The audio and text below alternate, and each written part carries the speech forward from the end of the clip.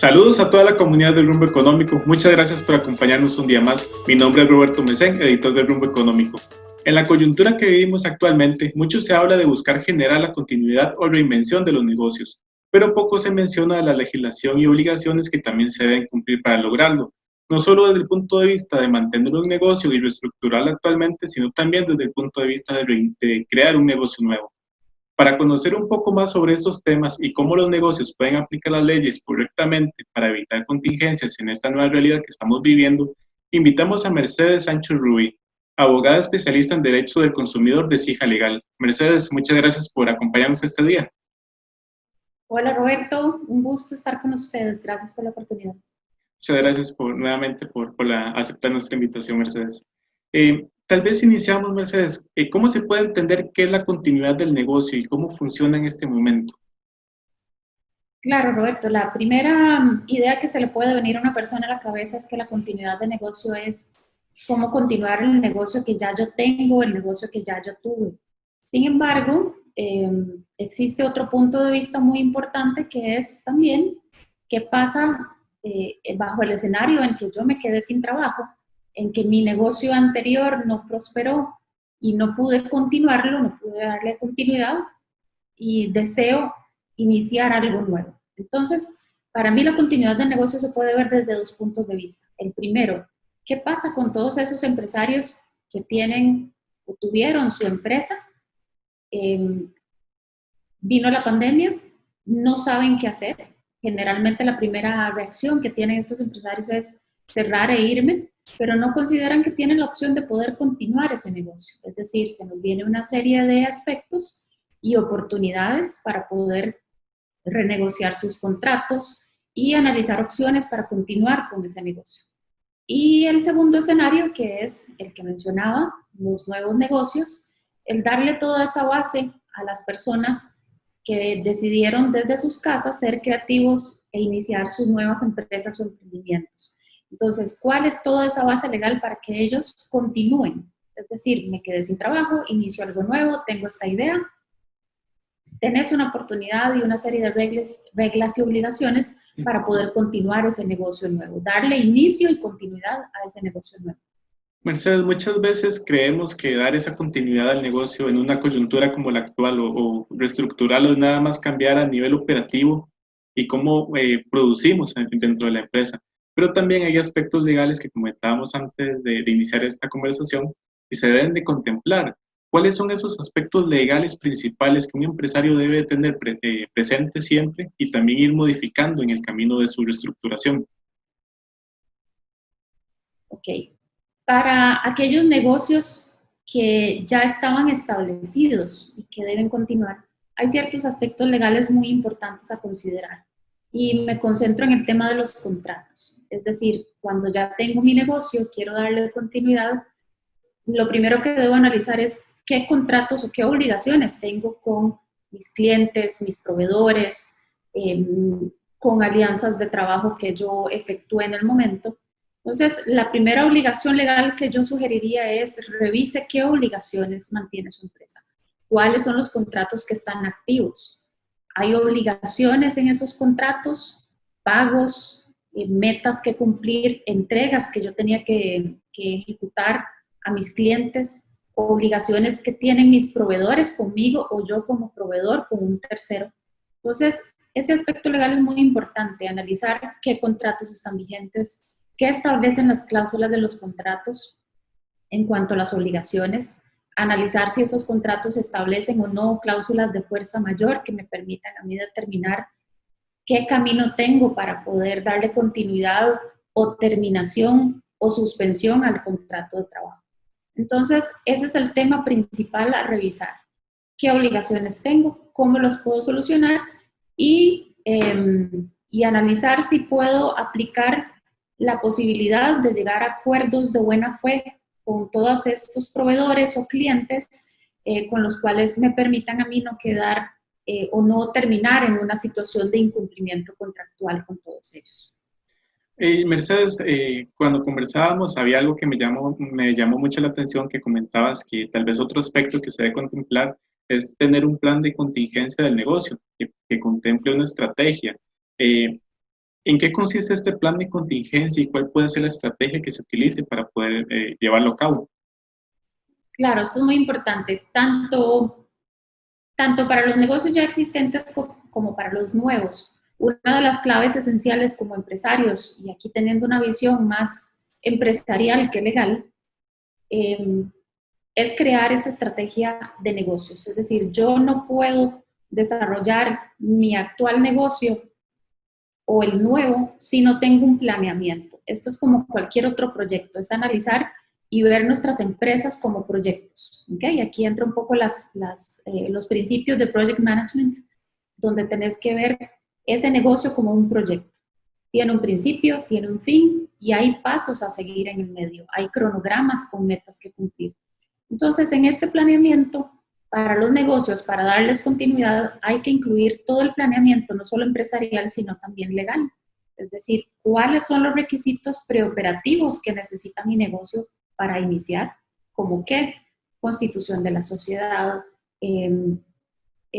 también el registro de la marca o temas que tienen que ver con propiedad intelectual, cuáles son los registros operativos que yo tengo que efectuar para mi empresa, entiéndase, inscripciones en el Ministerio de Hacienda, inscripciones como patrono ante la Caja del Seguro Social. En el caso de las pymes, tienen que inscribirse ante el Ministerio de Economía y toda esta serie de requerimientos que forman parte del planeamiento, es decir, cuáles pasos debo seguir yo para poder cumplir con la fase preoperativa de mi empresa. Y una vez que se cumplen ellos, pues vamos a un paso 2 del plan de negocios, que es cuáles son esos requisitos y los pasos que yo debo ejecutar en el proceso para que mi empresa opere, que es ya poner en marcha todos los requisitos iniciales. Entonces, ese plan debe contemplar esas etapas preoperativa, operativa y post. También creo que la época de pandemia nos ha enseñado absolutamente todos los empresarios y los que damos servicios profesionales que el planeamiento ante una eventual fuerza mayor es esencial. Es decir, en tu plan de negocios, ¿qué vas a hacer como plan de contingencia? La pandemia puede continuar, puede venirse un rebrote de la pandemia, entonces, ¿qué voy a hacer yo? ¿Cómo voy a contemplar esos pasos preventivos en la parte financiera, en la parte laboral, en la parte operativa? Es decir, ya que sé cómo funciona o qué se da en el caso de una pandemia, ¿qué voy a incluir en mi plan de negocios como prevención? ¿Y qué voy a hacer si se vuelve a presentar una situación de fuerza mayor? Mercedes, regresando tal vez un poco a la parte legal y con lo que mencionabas de renegociar contratos, tal vez con proveedores, clientes, ¿qué pasa cuando en una empresa tal vez no tomó esas previsiones dentro del contrato y no puso alguna cláusula que permitiera renegociarlo más adelante? Y ahora nuestro proveedor o cliente tal vez no quiere dar esa facilidad de una negociación. ¿Qué puede en este caso realizar la empresa para poder también mantener esa continuidad del negocio? Aquí apelamos mucho a la buena fe. Es muy importante que las partes consideren que aquí no se trata de cómo conseguir solo mi beneficio, sino que pensando en un tema macro, economía de país, se gana más con una negociación de buena fe entre las partes. Entonces, si en el contrato no se contemplaron cláusulas de fuerza mayor, un poco difícil que no se hayan contemplado porque es algo que se estila siempre en este tipo de contratos, se apela a la buena fe, a invitar a las partes a que negocien, que traten de llegar a un acuerdo que sea de beneficio para ambos, ya sea para suspender los efectos del contrato o para renegociarlo y firmar uno nuevo o para terminarlo bajo ciertas condiciones, por ejemplo, arreglos de pago a largo plazo o que se ejecuten ciertas garantías. Entonces acá apelamos a la buena fe y a la negociación entre las partes, si las cláusulas no se establecieron en ese sentido. Vamos a ver, hay personas pues, que van a ejecutar las cláusulas de arbitraje o las judiciales que se establecen en los contratos, pero siempre se apela o se recomienda, como ya lo mencioné, el que no tener que llegar a la vía judicial para tener que arreglar un problema o un incumplimiento entre las partes. Claro, y más tomando en cuenta el momento histórico mundial que vivimos en este momento, ¿verdad? Porque es algo que nadie se esperaba, que tal vez muchas personas no contemplaron pero que esto apela muy bien, como mencionas, a la buena fe de cada una de las partes para no comprender realmente la situación que cada uno estamos viviendo y en un momento donde todos estamos afectados muchas veces por igual. Así es, Roberto. Y además, muy importante, la solidaridad es un aspecto no legal, pero que un aspecto humano que se ha incorporado a la renegociación de los contratos. Porque si nos ponemos a pensar, yo voy a velar por mis intereses, voy a ejecutar la cláusula arbitral o judicial y voy a demandar a esta persona, pues no estamos tomando en cuenta el contexto general. Pero ganamos más si negociamos entre nosotros y llegamos a un arreglo que lo estableceremos por medio de un adendum al contrato, y eso contribuye más a la economía del país a que entremos en un colapso del sistema judicial y empecemos a atacarnos unos a otros. Prueba de ello ha sido la buena voluntad que han tenido muchísimos propietarios de locales comerciales, que sus inquilinos comerciales pues de repente dejaron de operar. Estamos hablando de comercios como turismo, restaurantes, tiendas que han tenido que cerrar y pues que ellos muy amablemente, con tal de contribuir a la continuidad del negocio, han ofrecido descuentos del 40, 50 y tanto por ciento en los locales para ser solidarios con estas personas, sin que sus inquilinos lleguen a pedírselo. Entonces, ese es un típico ejemplo de cómo puede dársele continuidad al negocio, al mío como propietario, porque yo vivo de mis alquileres, y cómo puedo contribuir a que esta otra persona, mi inquilino, pueda también continuar con su negocio con un costo operativo más bajo, y ahí nos ayudamos los dos. Entonces, ese es un claro ejemplo de cómo podría darse esa solidaridad en los negocios. Exacto, y es una acción ganar-ganar, porque estamos ayudando a otra persona y esa persona también nos llega a ayudar a nosotros cuando realmente lo necesitamos. Es correcto.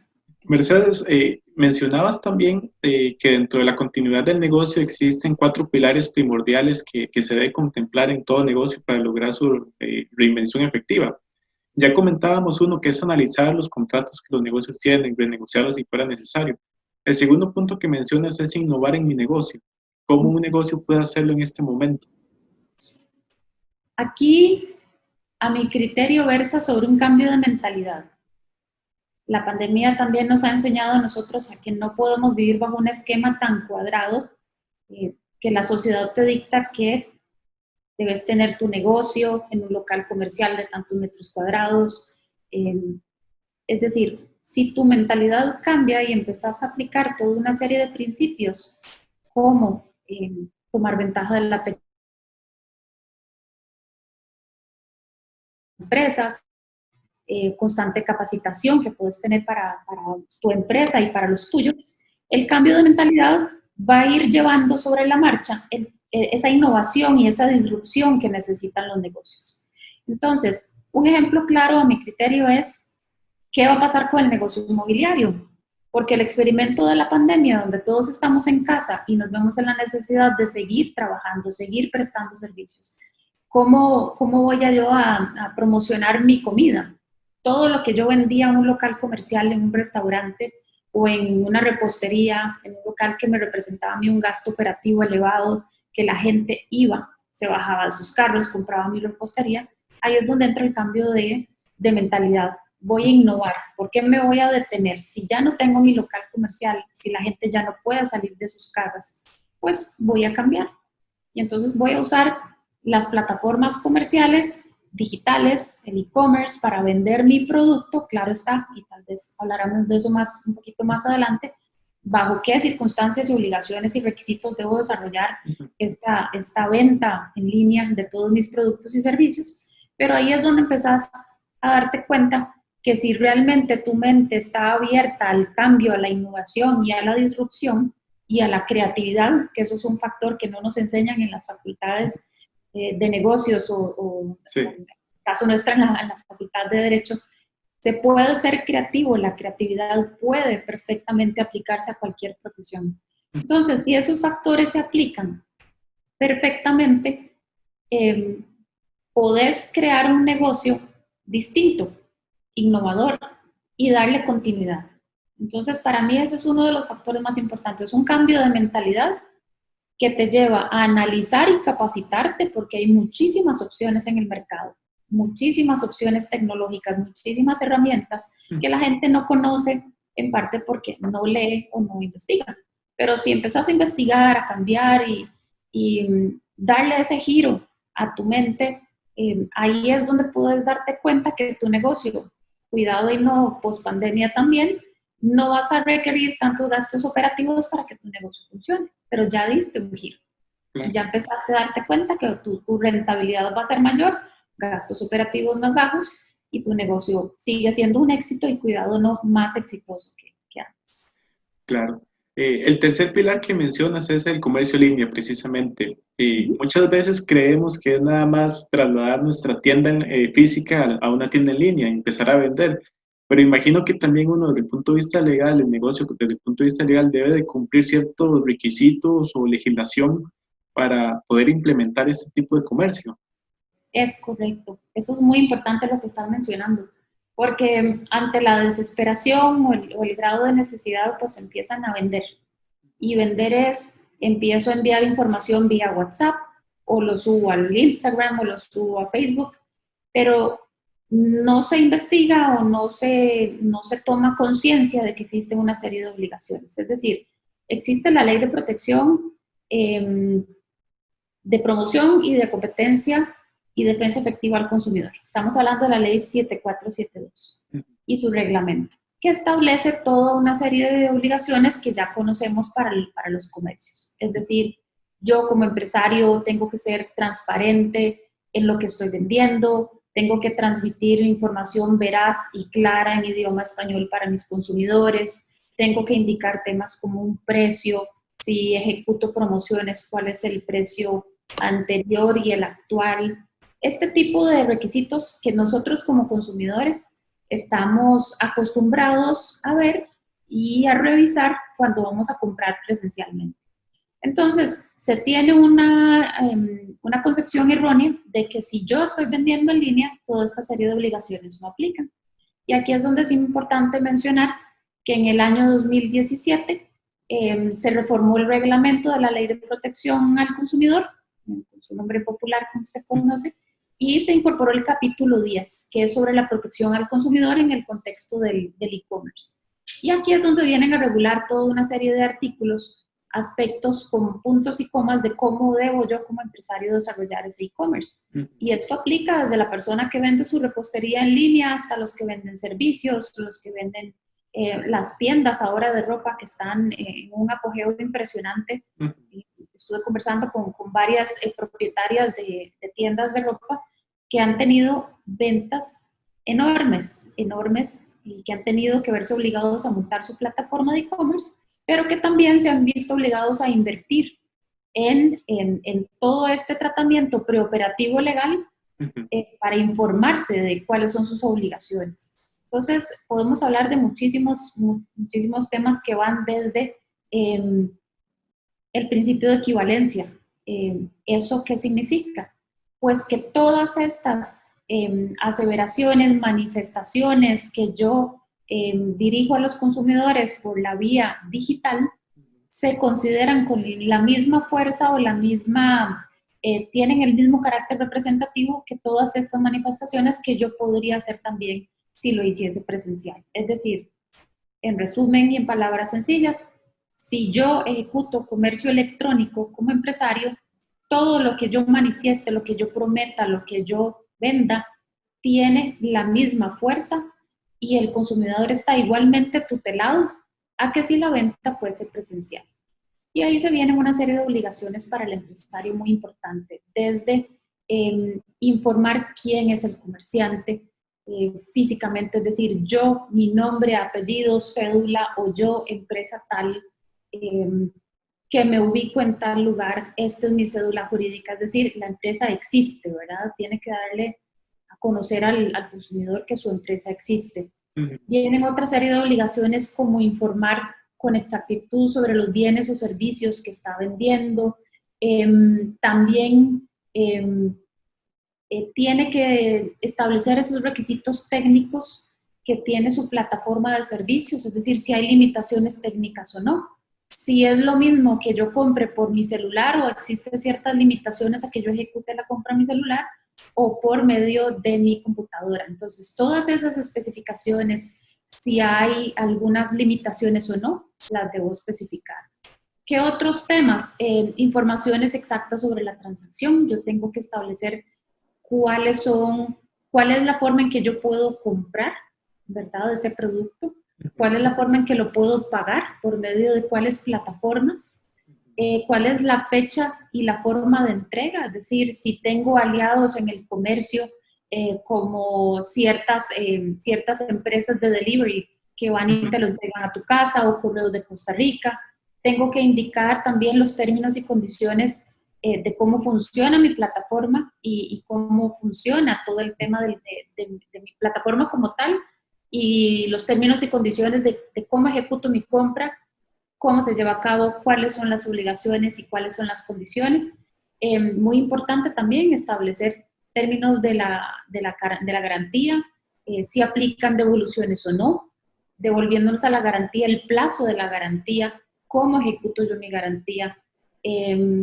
También tengo que establecer otros temas muy importantes y esto es uno de los temas, de las omisiones, pues, que yo he notado más en los últimos días del monitoreo del comercio electrónico que he estado en Costa Rica y fuera de acá, que es toda la parte postventa también. No solo le tengo que informar a ese consumidor qué le estoy vendiendo, de qué material es, cómo está conformado, si hay promociones es 2 por 1, cuántos te voy a dar o cuáles son las condiciones, toda esa parte de venta propiamente de los requisitos, sino también una parte postventa, es decir, tengo que, como empresario o comerciante, de conformidad con esta regulación del 2017, que es la incorporación del capítulo 10, tengo que establecer mecanismos de sugerencias, es decir,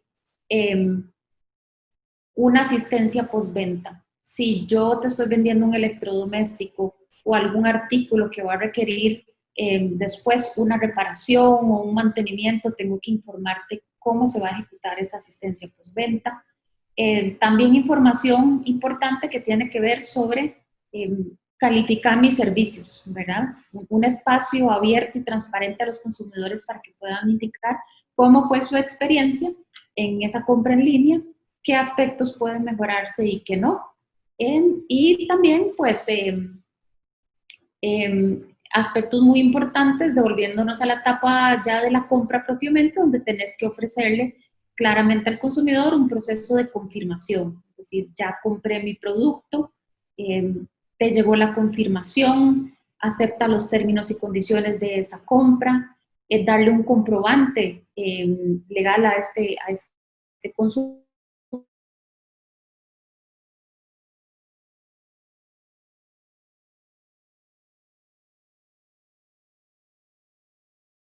Pero existen, se tienen. Y es algo que para darle la continuidad a tu negocio, tenés que saber muy bien que esas obligaciones existen y que deben ejecutarse. Claro, y son muchos detalles, pequeños detalles, pero que es muy importante que los negocios los conozcan, y no solo que los conozcan, sino que los sepan aplicar también. Así es. Y que va muy de la mano también con el cuarto pilar que mencionabas, que es el derecho de los consumidores y obligaciones de las empresas, que ya venías mencionando algunas. Y Mercedes, ¿cuáles serían esos derechos que el consumidor debe conocer cuando una empresa tal vez cambie su modalidad de trabajo? Porque no es nada más el cambio de plataforma, sino también que los derechos, a pesar de ese cambio, del consumidor se continúan manteniendo. Claro, yo me centraría en el primero, que le expliquen y que conozca qué le están vendiendo, cuál es el producto. Yo tengo derecho a saber como consumidor qué me están vendiendo. Por darte un ejemplo, ropa. ¿Qué calidad de ropa es? ¿De qué materiales está hecho? En el caso de comida, si tengo alguna afectación alérgica, entonces tengo derecho a saber de qué ingredientes está hecho el queque, la comida que me va a llegar a mi casa. Es decir, ¿hay productos alérgenos en esa comida o no? Entonces tengo derecho a saber qué estoy comprando y tengo derecho a exigir, que eso es muy importante, qué es lo que me están vendiendo. porque a veces se muestra una foto como comúnmente se llama con fines ilustrativos y cuando te llega a la casa te llega un producto totalmente distinto. Entonces, no es solo un derecho del consumidor, también ahí es una invitación a los consumidores a que revisen, lean, investiguen qué es lo que están comprando y que exijan eso. Como segundo punto, que es muy importante, es el precio. Revisen bien el precio de lo que están comprando. Muchas veces no hay claridad y es obligación del comerciante el determinar con claridad el precio, porque muchas veces te determinan esto cuesta X colones o tantos dólares, pero no te dicen más el precio del delivery, más la entrega, más impuestos. ¿Verdad? Eso es un factor importantísimo del derecho del consumidor, saber cuánto le cuesta, cómo está desglosado ese precio y si incluye aspectos como la entrega o algún adicional más, porque cuando a veces llegan las cuentas y no revisaste ese precio o no preguntaste o no exigiste, te sale costando prácticamente el doble porque no te habían incluido la entrega, impuestos y otros aspectos más. Que exijan sus comprobantes, que lean los términos y condiciones de la plataforma. El consumidor tiene derecho a saber cómo funciona una plataforma, en el caso, por ejemplo, de compras en línea, cómo me tengo que registrar y ese registro en la plataforma digital de la empresa o del comerciante implica que yo tengo que dar mis datos personales. Eso es un tema muy, muy, muy delicado. Mi registro implica dar datos. Entonces, que el consumidor tiene derecho a que esos datos sean tratados de forma confidencial y de conformidad a todas estas obligaciones que establece la Ley de Protección de la Persona frente a sus datos personales. Esta regulación es del año 2011. Es muy importante que el consumidor sepa que sus datos tienen que ser tratados con confidencialidad y debidamente administrados. Entonces, que revise los términos y condiciones, que revise las políticas de privacidad, que revise el contrato de servicios que establece esa plataforma. Eso es un derecho que tiene a saber leer y aceptar los términos y condiciones una vez que conoce ese contenido. Y muy importante, como una etapa postventa, el tener su derecho a dar crítica constructiva, a decir tal parte del proceso no fue agradable para mí como consumidor. Tengo derecho también en esa etapa post a exigir mis comprobantes también de mi compra, ¿verdad? Que me expliquen también cuáles son las políticas de devolución o de garantía. Tengo derecho a saber, bueno, me llegó electrodoméstico a la casa o un teléfono que me vendieron, viene con un defecto de fábrica y resulta que el comerciante nunca me informó cuál era el procedimiento para devolución o cuál es el procedimiento para cambio de una blusa que yo compré, que me llegó a la casa. Como no me la puedo medir ya en los probadores presenciales, como acostumbrábamos a hacerlo, sino que lo pedís por talla, ahí es importante entonces exigirle al comerciante. Establéceme cuáles son, según las medidas, para una talla específica, ¿qué me puede servir a mí? Guíame. Tienen que pedir y exigir esa guía.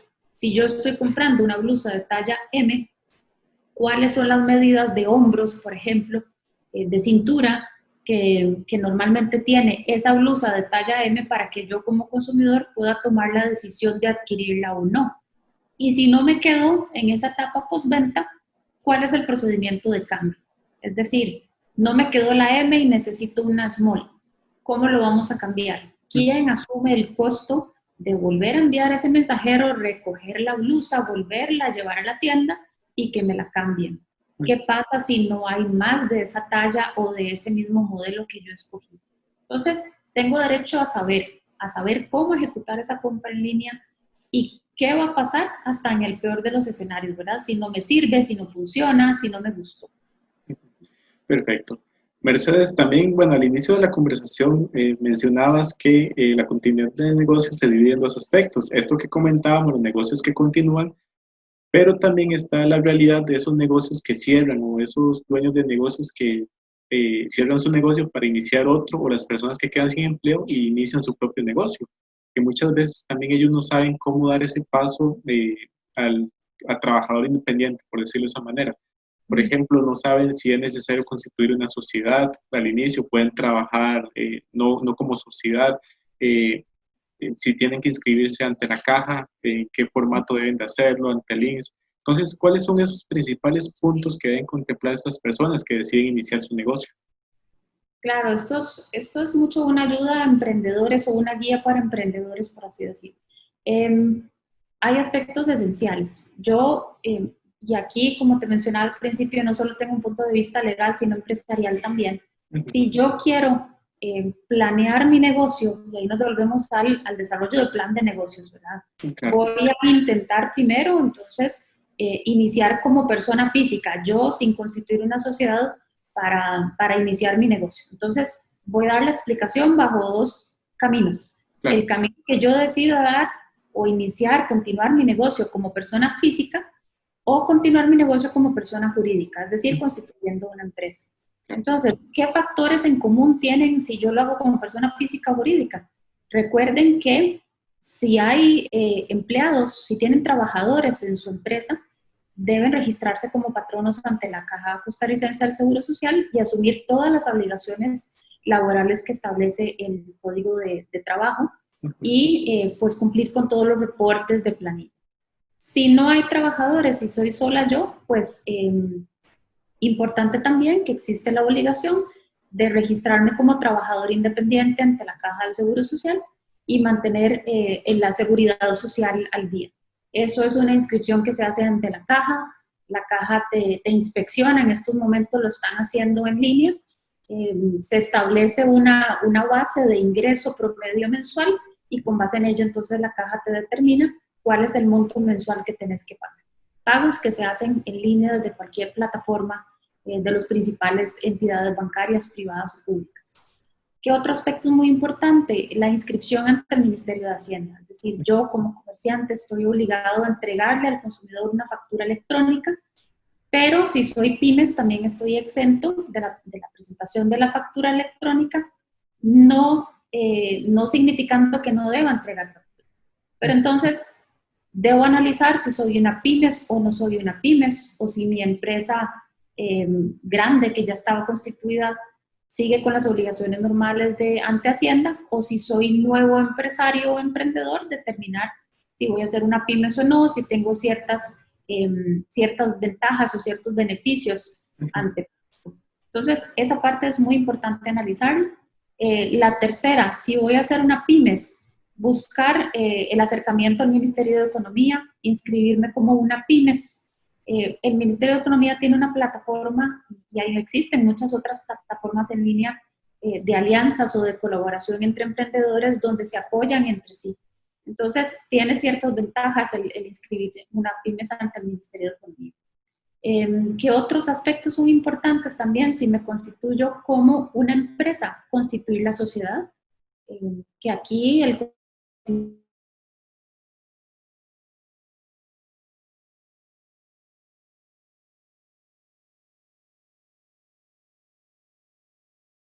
en su vigencia o en su existencia, que ya muchas personas están familiarizadas con ello.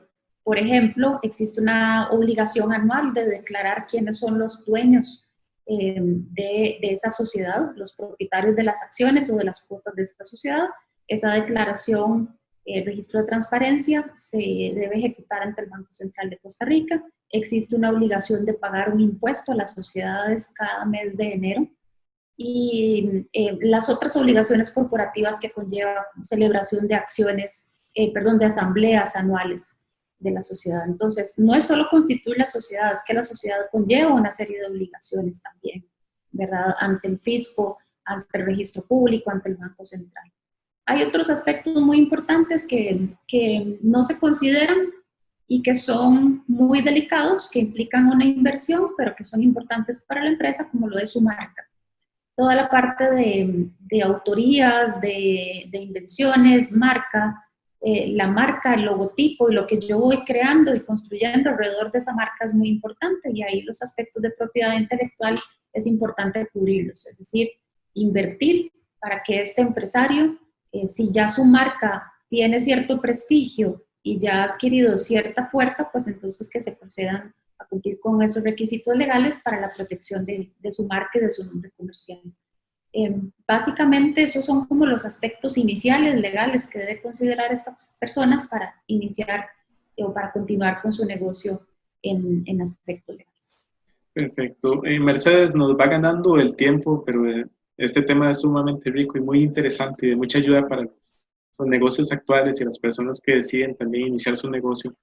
Pero tal vez para ir finalizando, ¿qué recomendaciones finales les darías a estas personas que todavía tienen su negocio y están tratando de que continúe operando de buena manera? Y también para estas otras personas que están iniciando su negocio, para que también lo hagan de la mejor manera posible desde el punto de vista legal. Vamos a ver, y aquí va de la mano con la experiencia de lo que se observa en la sociedad. La mayor recomendación es revise lo que tiene. La gente le da un poco de miedo revisar cuáles son sus obligaciones. Un negocio no se puede operar si no se tiene un orden específico. Entonces, ir hacia atrás, revisar qué obligaciones están pendientes y qué no, cuánto le adeudo al fisco, cuánto le adeudo a la caja, qué obligaciones me quedaron pendientes con proveedores o con clientes. Revisen sus contratos, revisen si sus contratos regulaban o no casos de fuerza mayor. Es hacer una limpieza. Yo no puedo iniciar o continuar mi negocio si yo no he ordenado todo lo que tengo hacia atrás. Entonces, el primer consejo es revise lo que tiene, qué obligaciones me quedan pendientes y trate de conciliar con todos. Yo no puedo emprender y tener éxito en el nuevo emprendimiento si no he arreglado mis problemas del pasado. Y eso es esencial porque tarde o temprano esas contingencias pueden alcanzarme y pueden arruinar el nuevo emprendimiento. Entonces, revise, ordene, llegue a acuerdos y concilie. Eso es lo primero que yo diría. Segundo, el cambio de mentalidad que yo mencionaba. Si la persona no cambia, si no innova, si no tiene esta mentalidad disruptiva, si no se quita estos vicios o estos cuadrados que nos establece la sociedad de que el negocio tiene que ser así, tiene que ser presencial, tiene que ser de cierta manera, si no rompemos con estos esquemas no vamos a poder innovar. El que arriesga responsablemente creo yo que es la persona que más éxito puede llegar con él. Entonces, la innovación, la creatividad, insisto en la creatividad, se puede hacer creativo en cualquier servicio, con cualquier producto. Es saber cómo llegarle a la gente. La gente está en sus casas, sigue teniendo necesidades, sigue queriendo comprar ropa, sigue queriendo comer. Entonces, usen su creatividad, no tengan miedo a aplicar todos esos cambios de mentalidad que, eso sí, la creatividad con responsabilidad. Instrúyanse. Sería el tercer paso para poder aplicar el segundo. Para poder ser creativo, innovador y disruptor, necesito conocer qué obligaciones tengo, cuáles obligaciones establece la ley, que ya las repasamos hoy muy generalmente, pero ¿qué aplica a mi negocio? Porque no es solo las regulaciones aplicables al e-commerce o la ley de promoción y de la competencia y defensa efectiva del consumidor, ¿qué otros más? Por ejemplo, ¿existen regulaciones del Ministerio de Salud para la manipulación de alimentos? Sí, sí existen. Entonces, analice cuál es su negocio, investigue cuáles son las regulaciones que le aplica, cuál es la normativa que le aplica, entiéndala y ejecútela. Solo de esta manera, limpiando el pasado, entendiendo qué aplica mi negocio y siendo innovador y utilizando de la mejor manera posible las herramientas tan maravillosas que nos da la tecnología en estos tiempos, es la única manera en que considero que podría tener éxito un negocio que ya yo tenía o emprender en uno nuevo. Mercedes, muchísimas gracias por ese tiempo, esta conversación y sobre todo esta información tan valiosa que le estás dando a la comunidad del Rumbo Económico. Claro. Con muchísimo gusto, de verdad que el tema da para muchas horas más, son muchos detalles. Importante también que analice, cada negocio es distinto, entonces esto no es un formato genérico. Y que cada uno de ustedes que está ahí escuchando analicen qué van a hacer, piensen qué van a hacer, hagan su plan de negocios e investiguen qué les aplica en cada caso. Pero de verdad les agradecemos el tiempo para ESIJA. Siempre es un placer estar en estas charlas con ustedes. Muchísimas gracias, de verdad. Conversamos con Mercedes Sánchez Rubí, abogada especialista en Derecho del Consumidor de ESIJA Legal, a quien le damos nuevamente las gracias por este tiempo y esta información. Y también le damos todas las gracias a todos los seguidores de Rumbo Económico que nos acompañaron en esta tarde. Y les recordamos que si desean encontrar más información de valor sobre economía, finanzas y negocios, los invitamos a visitar www.rumboeconómico.net y allí podrá encontrar toda la información de valor que le ayudará a tomar sus decisiones día a día. Muchas gracias y buenas tardes.